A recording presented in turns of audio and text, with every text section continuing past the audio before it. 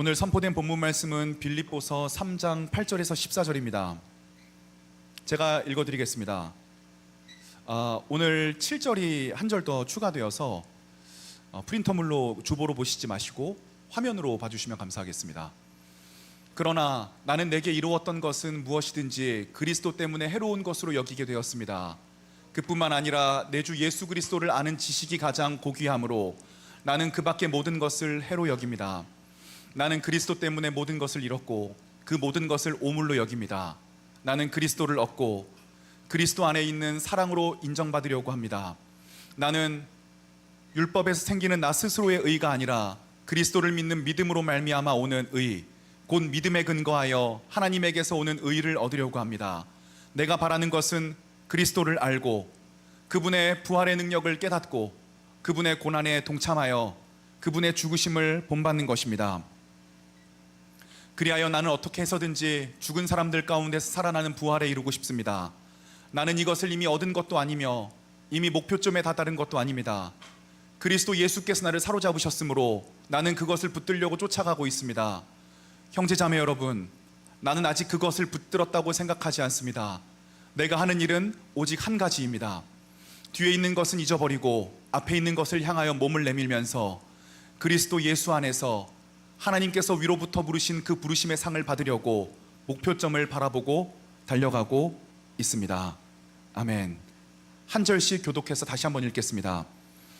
그뿐만 아니라 내 주 예수 그리스도를 아는 지식이 가장 고귀함으로 나는 그 밖의 모든 것을 해로 여깁니다. 나는 그리스도 때문에 모든 것을 잃었고, 죄송해요, 7절부터 읽기로 했었죠. 긴장했어. 다시 읽겠습니다.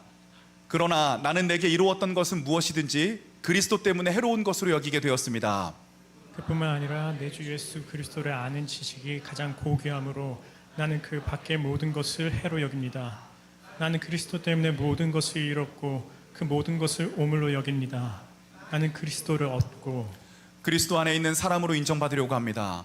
나는 율법에서 생기는 나 스스로의 의가 아니라 그리스도를 믿는 믿음으로 말미암아 오는 의, 곧 믿음에 근거하여 하나님에게서 오는 의를 얻으려고 합니다. 내가 바라는 것은 그리스도를 알고 그분의 부활의 능력을 깨닫고 그분의 고난에 동참하여 그분의 죽으심을 본받는 것입니다. 그리하여 나는 어떻게 해서든지 죽은 사람들 가운데서 살아나는 부활에 이르고 싶습니다. 나는 이것을 이미 얻은 것도 아니며 이미 목표점에 다다른 것도 아닙니다.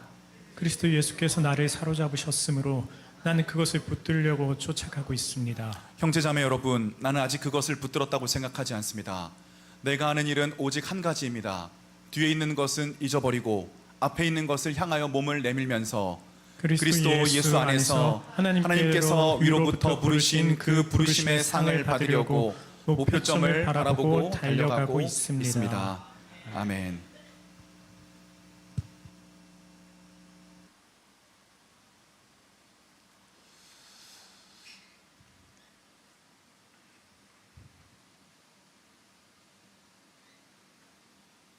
우리 인생에는 변하지 않는 두 가지 진리가 있는 것처럼 보입니다. 첫 번째는 태어난다는 것입니다. 우리는 어디로부터 왔는지는 모르지만 인류의 어떤 시간 속에 들어오게 되었고, 어떤 국가에, 어떤 도시에, 어떤 인종에, 어떤 부모 밑에서 태어나게 되었습니다. 이유는 모르지만 어찌되었건 우리는 태어났습니다. 모든 사람은 똑같이 태어났습니다. 하지만 이 태어남은 우리에게 불공평한 세상의 고통에 대해서 이야기를 해주는 것 같습니다. 막상 태어나 보니 누군가는 잘 사는 나라에서 태어나고 누군가는 끼니를 제대로 이룰 수 없는 국가에서 태어납니다. 누군가는 좋은 재능을 가지고 태어나고 멋진 외모를 가지고 태어납니다.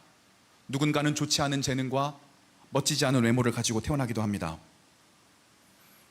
태어난다는 사실을 보았을 때 세상은 불공평한 것처럼 보입니다.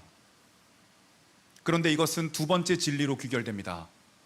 우리는 모두가 한 번 태어났다가 죽음을 경험한다는 것입니다. 우리가 죽는다는 사실을 깨달은 다음에서야 세상이 공평하다는 사실을 알게 됩니다. 아무것도 가지고 갈 수 없습니다. 우리의 재능도, 우리의 부도, 우리의 인간관계도, 우리의 가족도, 그 어떤 것도 가져갈 수 없습니다. 우리는 수많은 사람과 함께하고 영향을 받고 서로 지지하고 지탱하고 있습니다. 놀라운 겁니다. 하지만 우리는 혼자서 태어났고 함께 세상을 살다가 혼자 죽음을 맞이하게 됩니다. 우리는 죽음 이후에 어떤 일이 있는지 알지 못합니다. 어떤 사람의 의견처럼 죽음 이후에 무로 돌아갈 수도 있습니다. 어떤 사람의 의견처럼 죽음 이후에 세상이 있을 수도 있습니다. 인간은 죽음 이후의 삶을 알지 못하기 때문에 죽음을 두려워할 수밖에 없습니다. 2008년도의 일입니다. 제가 교통사고로 병동에 4개월이나 입원하게 되었을 때입니다. 8인실 병동을 사용했습니다. 저는 8인실 병동의 왼쪽 끝자리에 누워 있었고 오른쪽 끝자리에는 어느 할아버지께서 노환으로 누워 계셨습니다. 할아버지의 아내이신 할머니께서 할아버지를 극진히 간호하셨습니다. 제가 입원했던 4개월 동안 할아버지께서 조금씩 건강을 상실하시기 시작했습니다. 그리고 어느 순간 할아버지께서 임종하셨습니다. 의사가 들어와서는 사망 선고를 내렸습니다. 그리고 할머니께서는 할아버지의 시신을 잡고 한참 동안 우셨고 할아버지의 시신은 영안실로 가게 되었습니다. 할머니께서 마음이 너무 허전했는지 1층에서부터 3층에 있는 병동까지 계단으로 수십 번을 오르락내리락 거리시며 불안한 모습을 보이셨습니다. 그 할머니의 표정과 몸짓이 아직도 기억이 납니다. 3년 전 어느 주일 밤이었습니다. 라이브 방송을 하고 있는 중이었습니다. 어머니가 급히 제 방으로 들어오셨습니다. 할머니의 임종이 가까웠다는 겁니다. 저는 할머니와 35년을 같이 살았습니다. 할머니와 많은 추억이 있었습니다. 특별히 초등학교 4학년 때 미술학원을 다녔습니다. 미술학원이 끝나고 나오면 항상 골목 어기 전봇대 앞에서 80이 넘으신 할머니께서 저를 기다리고 있었습니다. 할머니께서는 105세까지 사셨습니다. 험난한 인생을 사셨습니다. 할머니의 주요 단골 레파토리가 있었습니다. 일제시대 순사 이야기, 6.25 때 북한에서 1.4 후퇴 때 남한으로 피신을 내려오면서 그 추운 겨울날 열차 꼭대기에서 자식 4명을 데리고 쥐를 잡아먹으면서 생존했던 이야기, 보릿고개 이야기, 새마을운동 이야기. 할머니는 굵직한 근현대사를 겪어오며 고생을 많이 하셨습니다.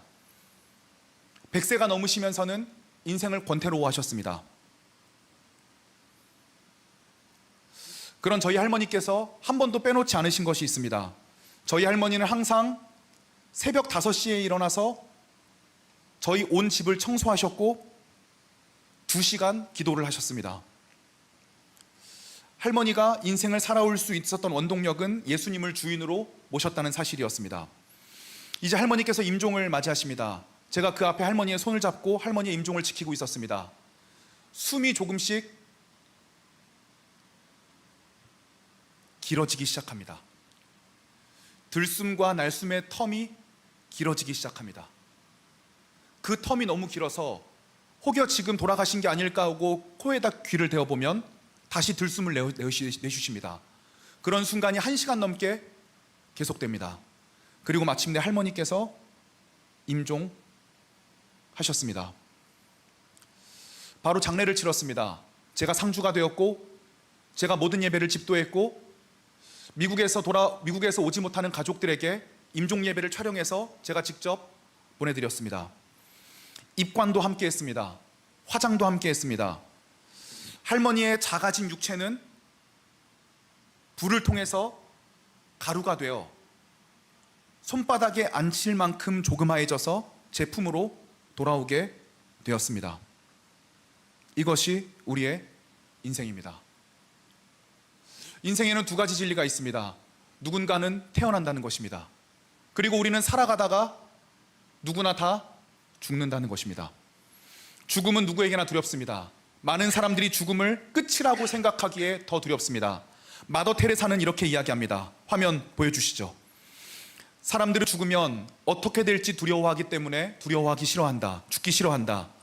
죽음이 무엇인지 안다면 죽음을 두려워하지 않을 것이다. 죽음이란 육신의 죽음일 뿐이지 영혼의 죽음은 아니다. 죽음은 결코 끝이 아니다. 저도 종종 죽음을 생각하면 두렵습니다. 어느 날 밤에 갑자기 잠에서 깨어서 죽음을 생각합니다. 이 모든 일이 무슨 소용이란 말인가? 결국 나는 한 줌의 흙으로 돌아갈 것인데 내가 지금 하는 일이 무슨 의미가 있다는 말인가? 그런데 그 생각과 함께 저는 곧바로 예수 그리스도를 생각하게 됩니다. 예수 그리스도께서 우리를 위하여 죽으시고 부활하심으로 우리 인간에게 있는 죽음이라는 질병이 해결되었다고 성경에서는 이야기합니다. 죽음이라는 것은, 성경에서는 이야기합니다. 죽음이라는 것은 끝이 아니다. 죽음이라는 통로를 통해서 우리는 영원한 세상으로 나아가게 될 것이다. 종종 할머니가 생각날 때가 있습니다. 물론 어머니를 모시고 할머니 기일에 한두 번 정도 할머니의 산소에 갔다 온 적은 있습니다. 하지만 저는 할머니의 산소에 가지 않기로 결정했습니다. 슬퍼하지 않기로 결정했습니다. 왜냐하면 저도 할머니가 살아가셨던 것처럼 고통스러운 인생을 살아갈 것입니다. 그리고 그 길의 끝에 죽음이라는 통로를 통해서 할머니와 같은 영원한 세계로 나아가게 될 것입니다. 저는 할머니와 그곳에서 만나게 될 것입니다. 즉, 죽음이 끝이라고 생각하면 그것은 두려움입니다. 하지만 성경에서는 이야기합니다. 그 죽음이라는 질병을 극복하고 예수 그리스도께서 부활하셨다. 예수 그리스도를 믿는 믿음이 있다면 우리도 또한 부활할 것이다. 히브리서 2장 14절에서는 이렇게 얘기합니다. 자녀들은 혈과 육에 속하였음에 그도 또한 같은 모양으로 혈과 육을 함께 지니심은 죽음을 통하여 죽음의 세력을 잡은 자 곧 마귀를 멸하시며 예수 그리스도께서 저와 여러분과 같이 똑같은 육체를 입고 오셨습니다. 그리고 우리와 똑같이 죽으셨습니다. 그것은 그 죽음을 통해 사탄을 이기시기 위함이었습니다. 15절에서 이렇게 얘기합니다. 다 같이 읽어볼까요? 시작.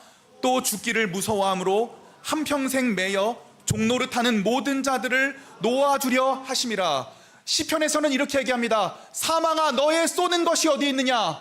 사망아 너의 그 죽음이 어디 있느냐?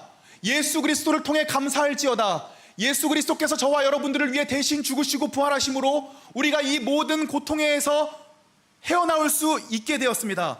예수 그리스도께서 우리를 사망의 고통에서 풀어 살리셨습니다. 고린도전서 15장에서는 그 비밀을 이렇게 얘기합니다. 보여주시죠. 내가 이제 한 가지 비밀을 말하겠습니다. 그것은 우리가 죽지 않고 모두 변화된다는 것입니다. 마지막 나팔 소리가 울릴 때 눈 깜짝할 사이에 죽은 사람들이 썩지 않을 사람으로 다시 살아날 것이며 우리는 모두 변화될 것입니다. 저는 제자의 삶에 대해서 이야기를 하며 여러분과 저에게 도전하고 싶습니다. 만약 우리가 죽음이라는 진리를 통해서 가져갈 수 없는 것에 우리의 삶을 투자한다면 우리의 삶은 궁극적으로 무가치해질 것입니다. 하지만 죽음 이후의 삶에도 가져갈 수 있는 것에 우리가 집중하기 시작한다면 우리의 인생은 영원한 인생을 살기 시작했을 때 하나님으로부터 잘했다 칭찬받는 삶을 살아갈 수 있게 될 것입니다. 우리가 눈에 보이는 물질적인 것에 집중한다면 우리는 그 물질로 인하여서 타락하게 될 것입니다. 하지만 우리가 보이지 않는 가치를 추구하며 살아간다면 우리는 물질적인 축복을 누리면서도 이 물질을 컨트롤할 수 있는 놀라운 능력과 꿈을 얻게 될 것입니다. 그러므로 기독교인의 삶의 그 무엇보다 중요한 것은 목적이 이끄는 대로 가는 것입니다. 기독교인의 목적이 내가 잘 사는 것이거나 내가 건강하고 내가 부귀하고 내가 장수하는 것, 내 자손이 잘 되는 것, 이런 유한한 것들에 집중되어져 있다면 우리는 이 모든 것들을 하나 영원한 삶으로 가지고 갈 수 없게 될 것입니다. 하지만 우리가 이 영원한 삶에 집중할 수 있다면 오히려 우리가 물질적으로 누리는 삶을 가치 있게 생각할 수 있는 여유가 생겨날 것입니다.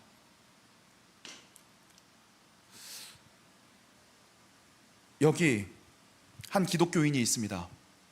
이 기독교인은 지금 감옥에 갇혀 죽을 날을 기다리고 있습니다. 이 사람은 죽음을 눈앞에 두고 다시 한번 생각합니다. 내가 제자로서 하나님 앞에 다시 한번 점검해야 되는 방향성은 무엇인가? 그것에 대해 두 가지만 나누고 오늘 말씀을 마치려고 합니다. 오늘 본문 말씀 빌립보서 3장 7절 함께 읽겠습니다. 시작. 그러나 나는 내게 이루었던 것은 무엇이든지 그리스도 때문에 해로운 것으로 여기게 되었습니다. 아멘. 오늘 본문 말씀을 이해하기 위해서는 빌립보서 3장 5절에서 6절을 함께 살펴봐야 됩니다.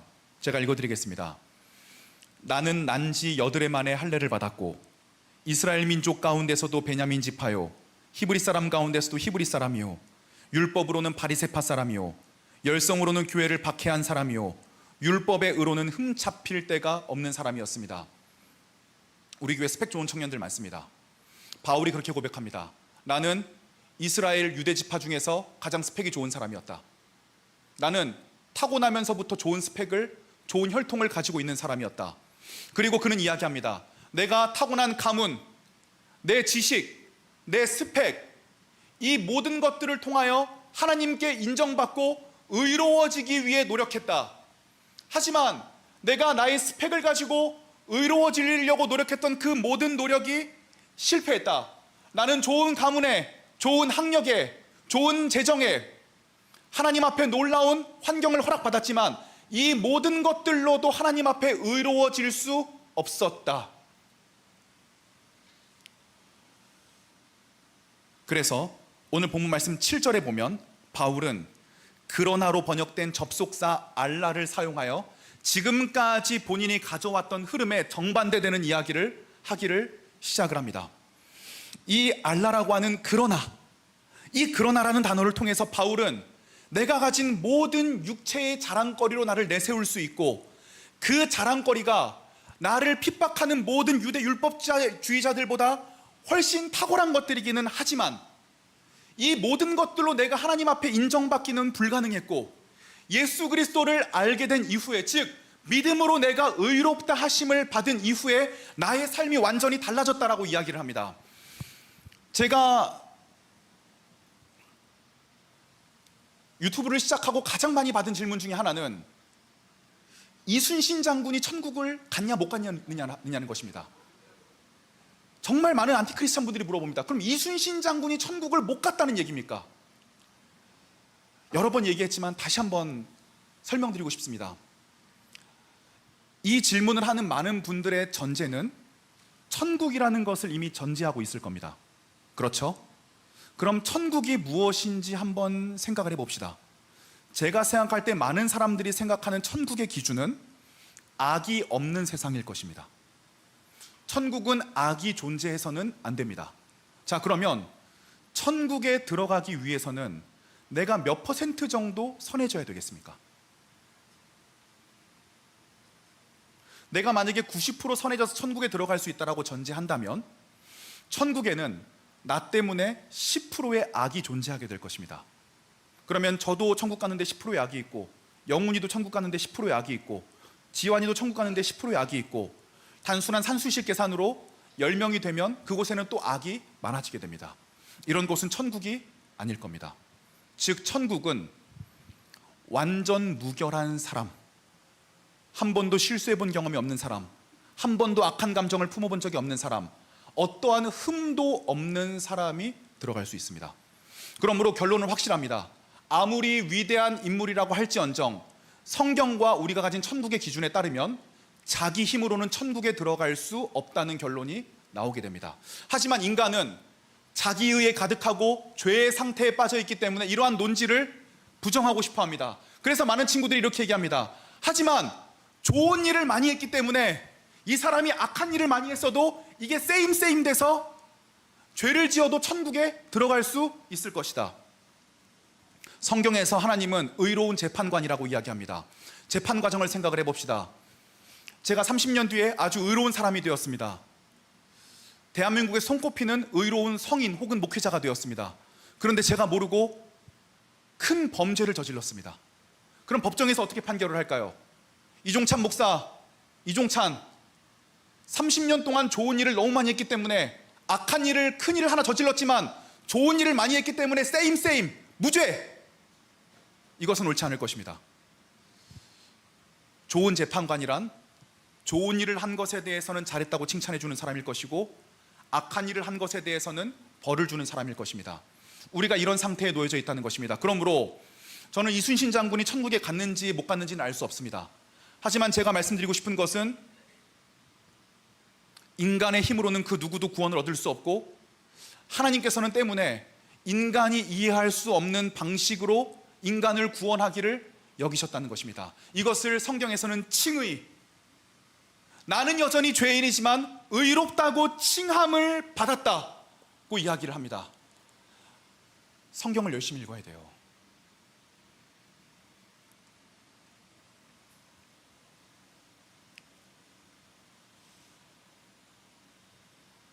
성경을 열심히 읽어야 됩니다.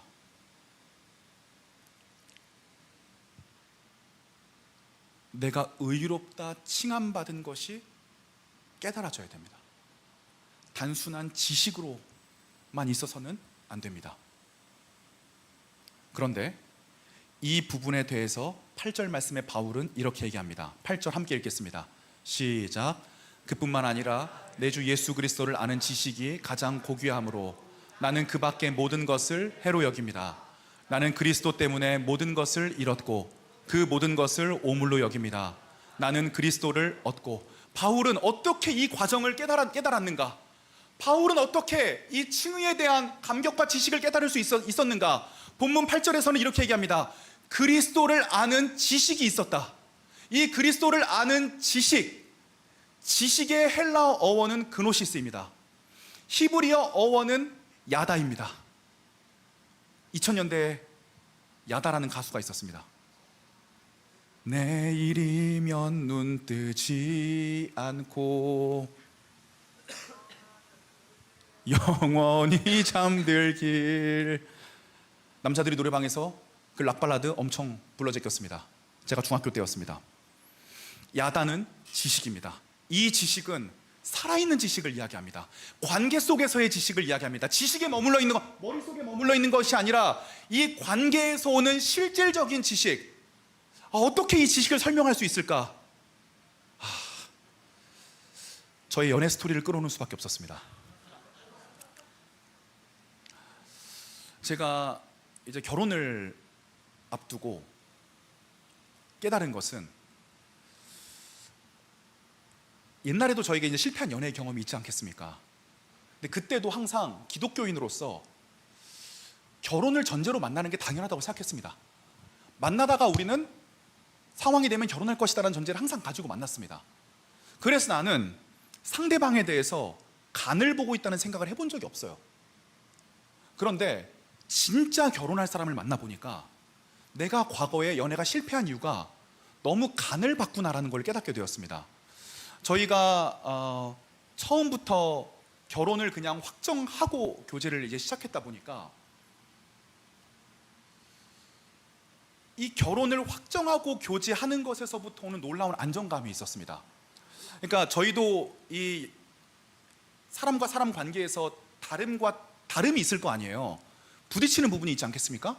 저희는 이제 제 생각에 뭐가 가장 부딪힐 만한 문제였냐면 밥 먹는 시간이 문제였습니다.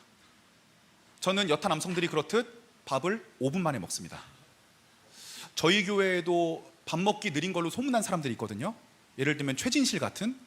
근데 이제 그녀는 밥 먹는 거 느린 거의 끝판왕입니다. 항상 1시간 10분을 먹습니다. 저는 5분 만에 밥을 먹어서 끝나고 그녀는 1시간 10분을 먹어야 끝납니다. 근데 거의 매일 같이 밥을 먹으니 사실 이거는 굉장히 안 맞는 부분이거든요. 그런데 되게 놀라운 건 뭐냐면 어차피 이 사람과 평생을 함께 하기로 결단하고 관계를 시작을 하니까 이게 문제가 안 돼요. 왜냐하면 제 마음이 달라진 거예요. 어차피 평생 이 사람을 섬기고 이 사람과 맞춰 살 거거든요. 그럼 밥 먹는 시간 정도는 문제가 되지 않는 거예요. 그때 되게 많이 느꼈어요. 일단 우리 사이의 관계가 확실하게 가기로 결정을 하니까 우리 사이에 있는 대부분의 문제가 되지 않는다는 놀라운 경험을 제가 하게 됐습니다. 그래서 이런 것들이 아주 밀접한 하나님께서 허락하신 부부관계에서 오는 안정감과 신뢰들이구나. 그리고 저는 항상 예전에 이성 친구가 있어도 되게 부끄러웠어요. 이 사람한테. 이 사람에게 밉보이면 나를 떠날 것 같고 이 사람이 나를 좋아하지 않고 무언가 나를 버릴 것 같은 그런 생각을 항상 가지고 있었는데, 이상하게도 그런 관계, 아주 단단한 관계로 시작을 하니까 내 마음속에 있는 것을 다 보여줘도 이 사람이 나를 떠나지 않을 거라고 하는 믿음을 조금씩 갖게 되었습니다. 그래서 맨날 기독교와 교회에서, 성경에서 결혼해라, 그 부부관계 속에서 하나님의 신뢰를 깨달으라고 말씀하시는 내용들이 뭔지를 머릿속으로는 알고 있었는데, 제가 요즘 들어서 많이 깨닫게 됐어요. 앞으로 더 많이 깨닫게 되겠죠. 이게 결혼에 대한, 성경적 결혼에 대한 그노시스입니다. 실질적인 관계에서 오는 지식들, 단순한 내 머릿속에 있는 지식이 아니라 그 관계 속에 오는 지식을 경험하라는 것입니다. 어제 종로에 있는 연동교회라는 교회 갔어요. 청년부가 120명이래요. 저희랑 똑같아요. 그 교회에서 먼저 이야기를 꺼냈습니다. 3대3 교회 소개팅을 좀 하시는 게 어떻겠냐. 지금 진짜 여러분들을 지금 맺어주고 싶어서 전도사와 전국에 있는 교회들이 다 진짜 마음을 하나로 모으고 있어요. 그래서 좀 진짜 준비를 했으면 좋겠다, 빨리. 예. 외모적인 준비, 내면적인 준비, 신앙적인 준비, 이것만 하면 우리에게 결혼은 생각보다 어렵지 않다. 아무튼 무슨 얘기하는 겁니까? 어디까지 했죠? 예수 그리스도를 아는 지식이 가장 고귀하다는 것을 깨달았습니다. 그 칭의를 깨닫게 됐습니다. 내가 무언가를 행동함으로써 그분이 나를 의로워하시는 것, 의롭게 여기시는 것이 아니라 나는 그분 앞에 인정받았다. 내가 무언가를 해서 인정받은 것이 아니라 예수 그리스도를 믿는 믿음으로 인정받았다. 내가 그분을 위해 무언가를 헌신해서 사랑받은 것이 아니라 예수 그리스도를 믿는 믿음으로 인정받았다. 이 터전 안에 우리를 세워나가야 됩니다. 어젯밤에 교회에서 1시까지 기도할 일이 있었습니다. 7명 정도가 모여서 함께 기도했습니다. 몇 가지 기도 제목을 가지고 기도를 했는데, 그 기도 제목 가운데 하나님께서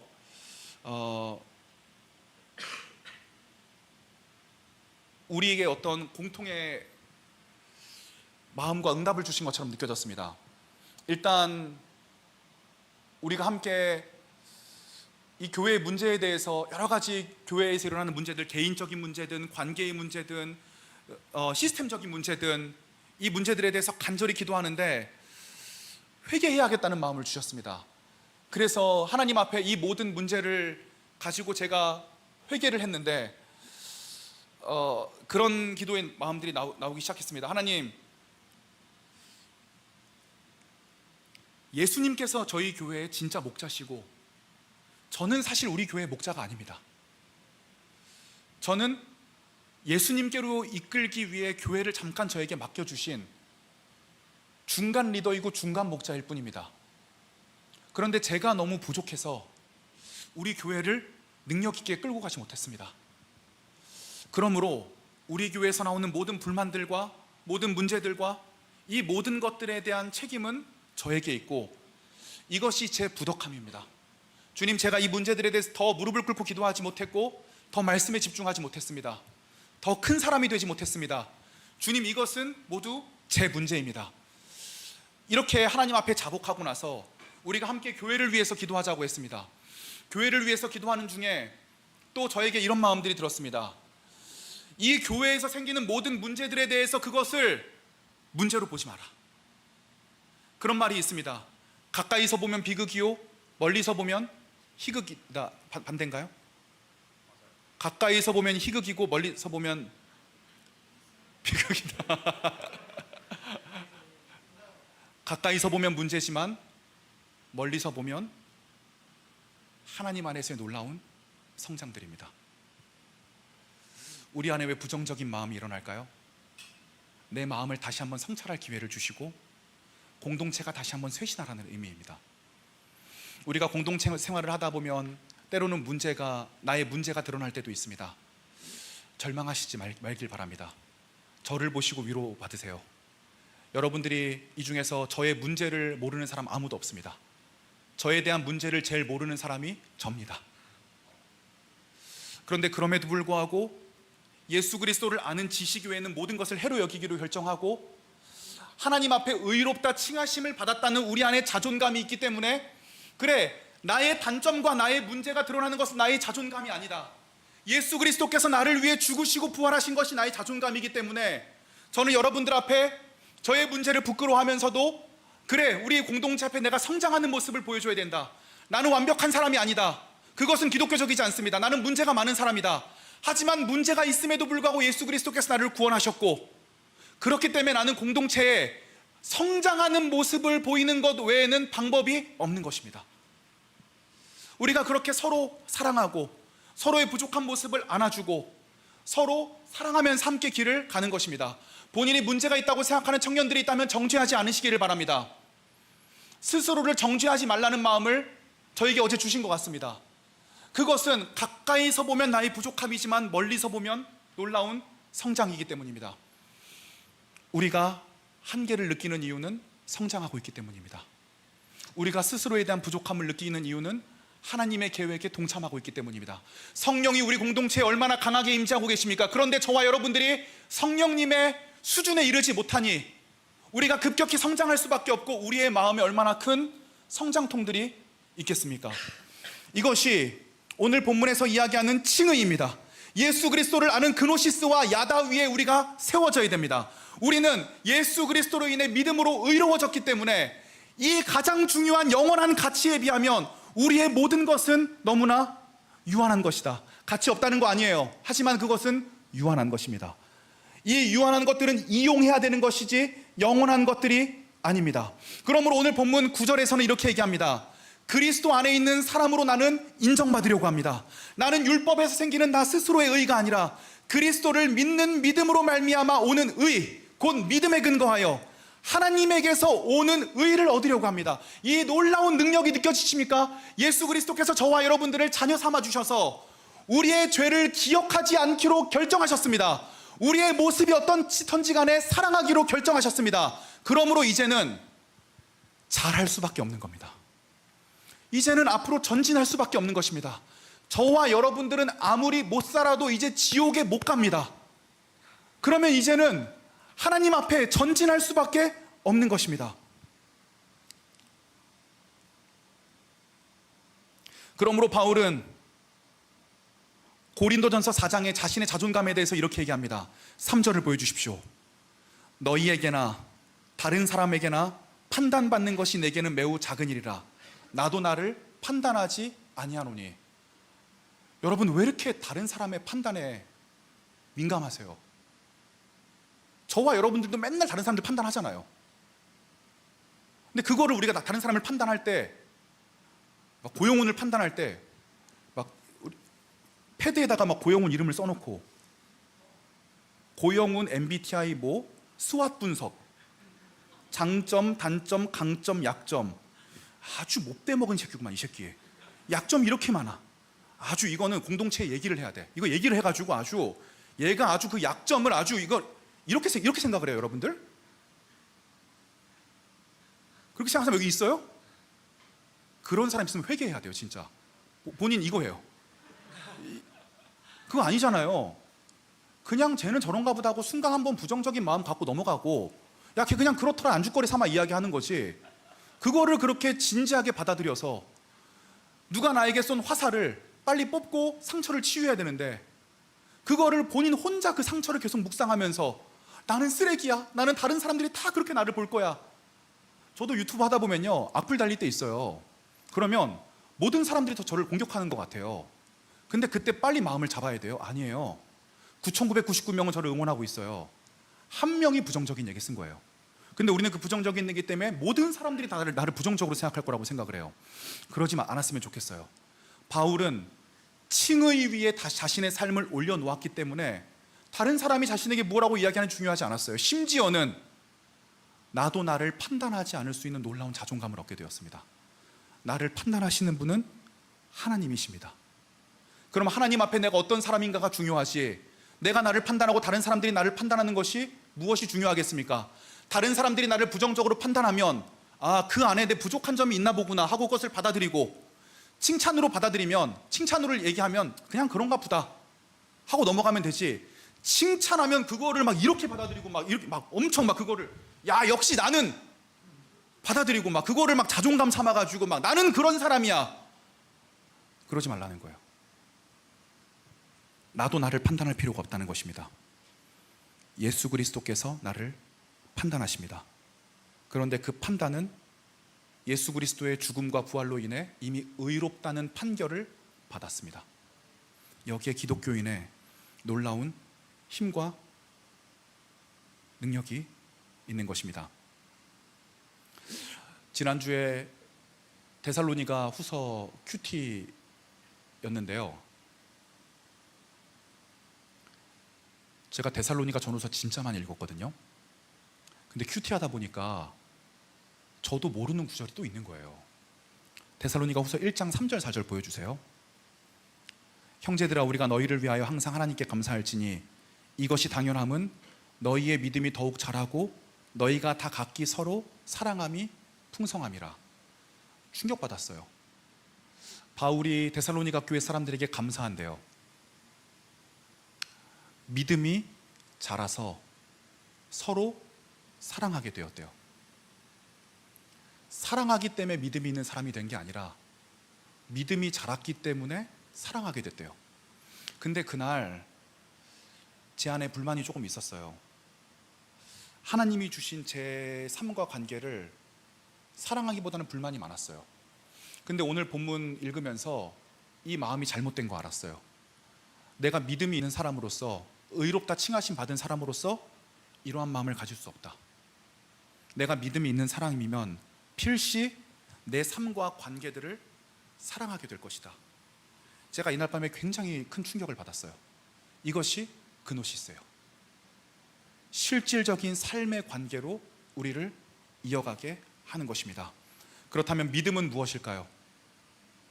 믿음은 여러 가지로 표현할 수 있지만 히브리서 11장에서 아브라함은 믿음으로 갈 바를 알지 못하고 나아갔다고 했습니다. 믿음으로 아브라함은 하나님께 순종함으로 갈 바를 알지 못하고 나아갔습니다. 이것이 믿음의 핵심입니다. 믿음은 무엇이냐? 하나님이 우리를 칭의하셨고 그 칭의하심을 믿는 믿음으로 갈 바를 알지 못하고 발걸음을 내딛는 것입니다. 우리 모든 믿음의 선진들이 그랬습니다. 모든 것을 내 계획 속에 두고 전진하지 않았습니다. 하나님을 믿음으로 받아들이고 그 발걸음을 떼었습니다. 만약에 우리가 발걸음을 떼면서 이 발걸음을 다시 디뎠을 때 어떠한 일인지를 다 알고 그 발걸음을 뗀다면 그것은 믿음이 아닙니다. 믿음은 갈 바를 알지 못하고 발걸음을 떼는 것입니다. 아우니치 이후에 우리 교회 많은 분들 물어보셨다고 했잖아요. 우리 교회가 갈 바가 무엇입니까? 제가 답변 드릴 것은 한 가지입니다. 모릅니다. 우리 공동체가 갈 바가 어디일까요? 모릅니다. 그것을 내가 계획한다는 것은 믿음이 아닙니다. 하지만 공동체 구성원들을 설득하는 일은 필요합니다. 그러면 가장 성경적인 가치들이 필요합니다. 그 가치가 무엇일까요? 안으로는 복음을 전하고 제자를 삼고 밖으로는 선교를 하는 것입니다. 어떻게 복음을 전하고 선교를 할 것입니까? 모릅니다. 하지만 우리는 믿음으로 그 발걸음을 뗄 것입니다. 하나님께서 시시때때로 우리에게 우리의 상황에 맞게 알려주실 것입니다.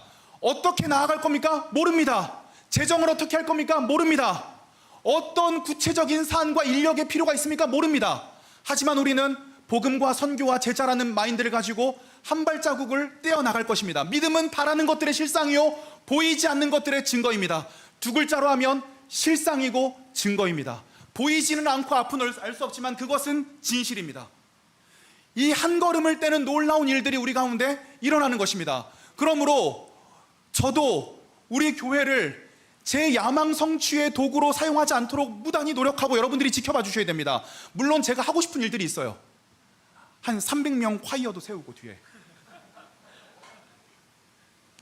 우리나라에서 제일 잘하는 콰이어를 만들고 싶다. 이런 꿈이 있어요. 이건 제 생각입니다. 이건 제 야망, 제 꿈. 물론 나중에 할 수도 있어요. 상황을 만들어 주시면. 확실히 알아요. 이거는 본질이 아닙니다. 본질은 우리 공동체 구성원들에게 복음을 전하고 제자로 만드는 것입니다. 예수님께서 오병이어 기적을 일으키시고 5,000명에게 보리떡과 물고기를 먹이셨습니다. 그리고 예수님이 자신을 드러내십니다. 내가 생명의 떡이다. 너희는 떡을 먹은 것으로 만족하지만 아니다. 내가 영적인 양식인 진정한 생명의 떡을 주겠다. 많은 제자들이 예수님을 떠나갔습니다. 그건 신성모독 아닙니까?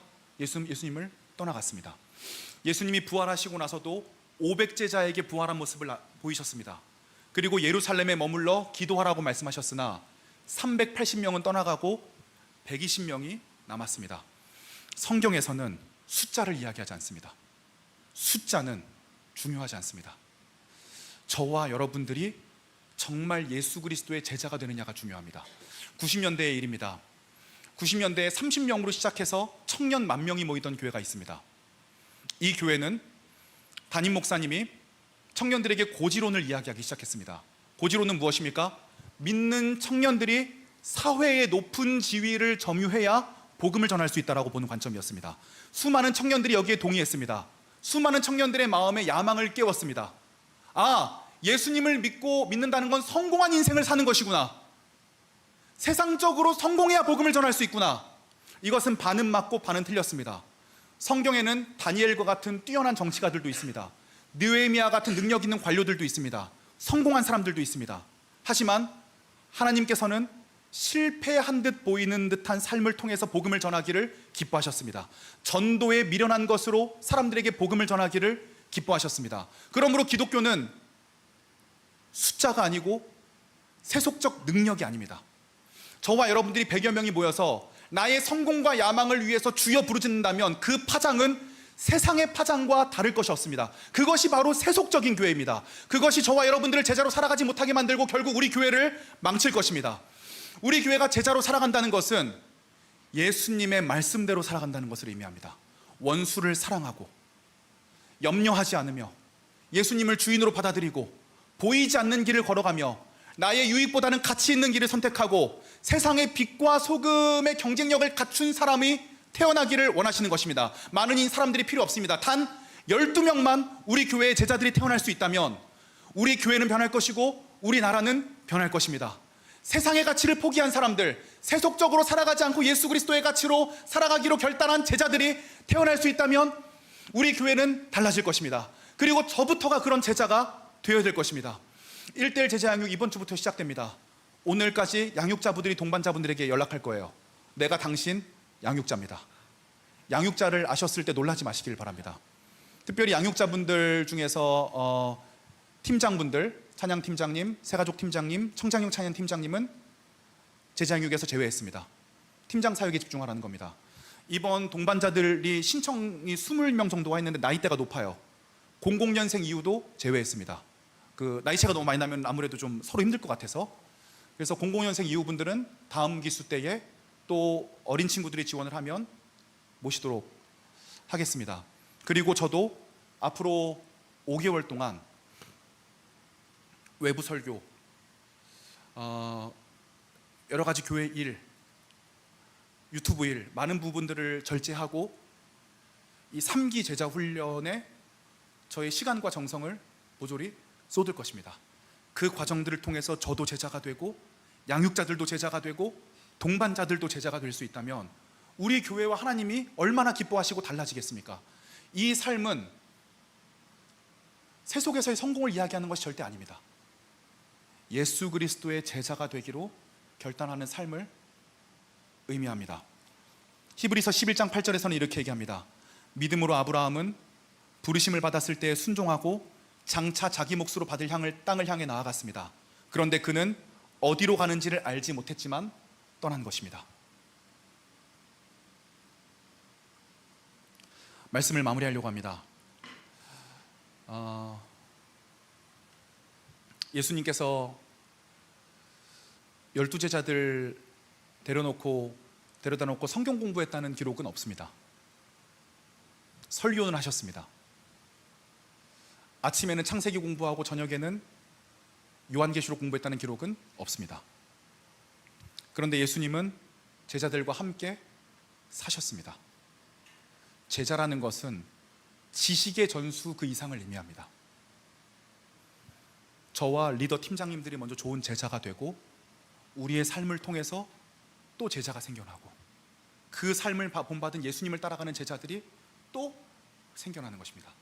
공동체는 같이 사는 거예요. 삶을 통해서 그 일들이 일어난다는 것이죠. 결론을 맺으려고 합니다. 제자는 무엇입니까? 죽음을 생각하는 사람입니다. 죽음을 생각하면, 영원한 것을 생각하면 고통은 힘을 잃습니다. 제자란 무엇입니까? 복음을 받아들인 사람입니다. 칭의를 받아들인 사람입니다. 내가 의롭다 칭하심을 받았다는 것을 깨닫는다면 나와 다른 사람에 대한 판단을 그칠 수 있습니다. 세 번째로, 자신을 성찰하는 사람입니다. 부활의 능력을 깨닫고 그분의 고난에 동참하여 그분의 죽으심을 본받는 것입니다. 예수 그리스도와 함께 죽는다면 그 죽음 이후에 부활이 기다리고 있습니다. 하지만 살기를 원한다면 우리는 부활을 경험하지 못하게 될 것입니다.